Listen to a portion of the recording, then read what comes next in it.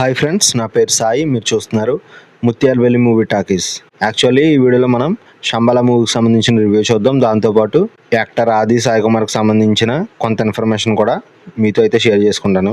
So late చేయకుండా మనం వీడియోని అయితే స్టార్ట్ చేసేద్దాం. So friends, first of all Shambhala అనే మూవీ ఎలా ఉందో చూద్దాం. దాని తర్వాత ఆది సాయి కుమార్ గారికి సంబంధించిన కొంత ఇన్ఫర్మేషన్ అని చెప్తున్నాను కదా, దాని గురించి అయితే తెలుసుకోవచ్చు. సో ఫస్ట్లీ ఈ సినిమా ఎలా ఉందంటే, సినిమా వచ్చేసి చాలా అంటే చాలా బాగుంది ఫ్రెండ్స్. సో ఈ సినిమా నేను మా భీమవరం థియేటర్లో, అంటే డిమార్ట్ పక్కన విజయలక్ష్మి థియేటర్ అని ఉంటుంది, సో దాంట్లో అయితే నేను చూడడం జరిగింది. చూసి దాదాపు వారం రోజులైంది. కానీ వీడియో అనేది పెడదామా వద్దా అనే డౌట్ లో నేనైతే ఇన్ని రోజులు వీడియో అనేది పెట్టలేదు. బట్ నాకు ఈ మూవీ గురించి కొంత ఇన్ఫర్మేషన్ అనేది ఖచ్చితంగా చెప్పాలనిపించింది. ఎందుకంటే మనకి ఎప్పుడైతే 2011లో ప్రేమ కావాలి అనే సినిమా మన ఆది తీయడం జరిగిందో, అప్పటి నుంచి ఆయన కెరీర్ స్టార్టింగ్ లో కొన్ని హిట్స్ అనేవి వచ్చినాయి ఆయనకి.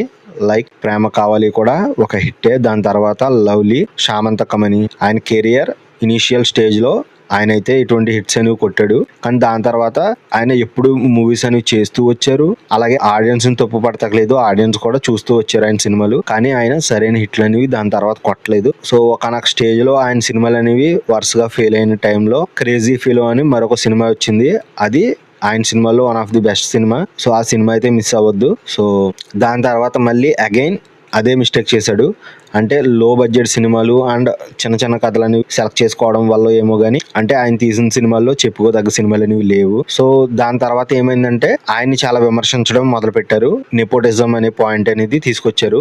కొంతమంది యాక్టర్స్ కి ఇనీషియల్ స్టేజ్ లోనే ఆ నెపోటిజం అనే పాయింట్ ని తీసుకొచ్చి చాలా విపరీతంగా విమర్శిద్దామని ప్రయత్నిస్తూ ఉంటారు. లైక్ మన చిరంజీవి గారి అబ్బాయి అయిన రామ్ చరణ్ గారి విషయంలో కూడా ఇదే విధంగా నెపోటిజం అనే పాయింట్ తో గుచ్చి ప్రొవోకింగ్ అయితే చేశారు. బట్ ఆయన ఎక్కడా తగ్గలేదు. అదే విధంగా మన సాయి కుమార్ గారి అబ్బాయి అయిన ఆది సాయి కుమార్ గారు కూడా ఏ పాయింట్ లోనూ తక్కువ కాదు, అలాగే ఏ పాయింట్ లోనూ తగ్గలేదు. సో చిన్న సినిమాలైనా సరే ఆడియన్స్ ఆదరిస్తారు అనే నమ్మకంతో ఆయన సినిమాలను తీయడం మొదలు పెట్టారు. ఆయనకు సంబంధించిన కొన్ని సినిమాలు అనేవి డైరెక్ట్ ఓటీటీస్ లో కూడా వచ్చాయి. అదే విధంగా ప్రెసెంట్ టైం లైన్ లో ఈ శంబల అనే మూవీ థియేటర్ లో అయితే రిలీజ్ అయింది. సో మీకు ఆల్రెడీ చెప్పేశాను ఈ సినిమా నాకు చాలా బాగా నచ్చిందని.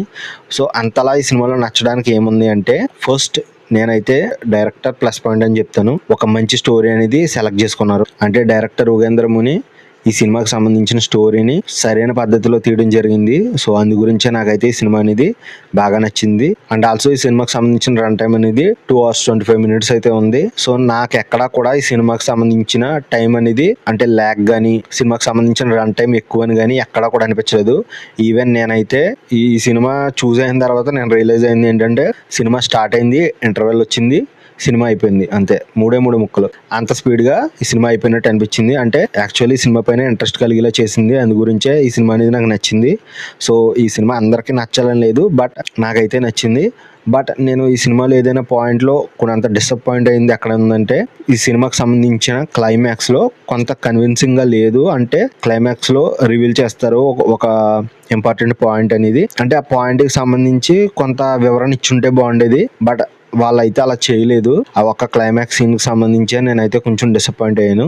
బట్ ఓవరాల్ మూవీ అయితే చాలా అంటే చాలా బాగుంది. ఈ సినిమాకి సంబంధించిన స్టోరీ చిన్నగా డిఫైన్ చేయాలంటే, యాక్చువల్లీ ఆకాశంలో నుంచి ఒక మిస్టీరియస్ స్టోన్ అనేది శంబల అనే విలేజ్ మీద పడుతుంది. సో అది పడిన తర్వాత ఆ విలేజ్ లో కొన్ని సూపర్ న్యాచురల్ థింగ్స్ అనేవి జరుగుతూ ఉంటాయి. సో ఫ్రెండ్స్, అది యాక్చువల్లీ ఎలా జరుగుతుంది, ఎందుకు జరుగుతుంది అని ఆ విలేజ్ లో ఉన్న ప్రతి ఒక్కరూ కంగారు పడుతూ అలాగే భయపడుతూ ఉంటారు.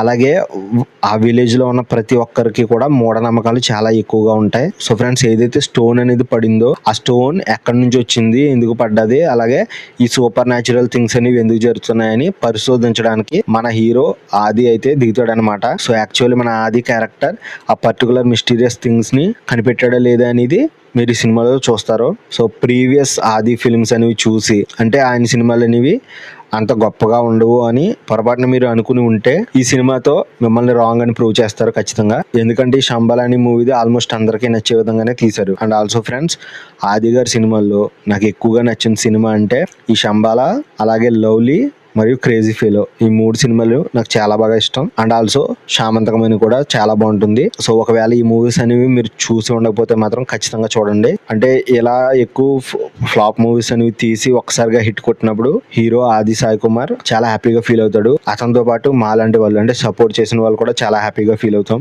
సో అందుకోసమే ఈ వీడియో అనేది చేశాను. అలాగే మరో కొత్త వీడియోతో మీ ముందుకైతే వస్తాను. అలాగే ఫ్రెండ్స్, మా ఛానల్ సంబంధించిన వీడియోస్ ని కేవలం చూసి వెళ్ళిపోకుండా కుదిరితే ఒక సబ్స్క్రైబ్ చేసుకోండి, లైక్ ఆర్ షేర్ కూడా చేయండి. So that's it for the video guys. మరో కొత్త వీడియోతో మళ్ళీ కలుసుకుందాం. అంతవరకు సెలవు. Take care.